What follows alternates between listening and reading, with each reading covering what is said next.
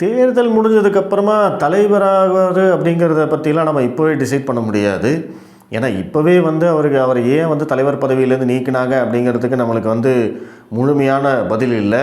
Plus அவருக்கு நாங்கள் அவரை பயன்படுத்திக்குவோம்னு சொல்லி திரு அமித்ஷா அவர்கள் ஒரு வாக்குறுதி கொடுத்துருந்தாரு. அதற்கு தேசிய தலைமை என்ன பண்ண போகிறாங்க அப்படிங்கிறத பற்றி நம்மளுக்கு எதுவுமே தெரியல.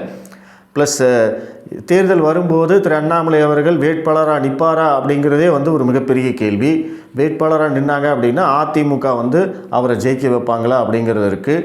ஸோ அதெல்லாம் அது மாதிரி நிறைய சிக்கல்கள் இருக்குது. தேர்தல் முடிஞ்சதுக்கப்புறமா ரிசல்ட் எப்படி வரும்னு தெரியாது. ஒருவேளை அண்ணாமலை அவர்கள் சொன்ன மாதிரி ஒரு கூட்டணி ஆட்சி அப்படிங்கிற மாதிரி வந்தது அப்படின்னா அந்த நேரத்தில் திரு அண்ணாமலை அவர்களும் எம்எல்ஏவாக இருந்தார் அப்படின்னா அப்போது கதையே வேறு, அப்போ நம்மளுடைய டிஸ்கஷனே வேறையாக இருக்கும். ஸோ அதனால் இதெல்லாம் ரொம்ப டூ ஏர்லி. தேர்தல் முடிஞ்சதுக்கப்புறமா என்ன நடக்க போகுது அப்படிங்கிறதெல்லாம் நம்ம இப்போ பேசியெல்லாம் பிரயோஜனம் இல்லை. அதுக்கு நடுவில் பேசுகிறதுக்கு எவ்வளோ விஷயங்கள் இருக்குது.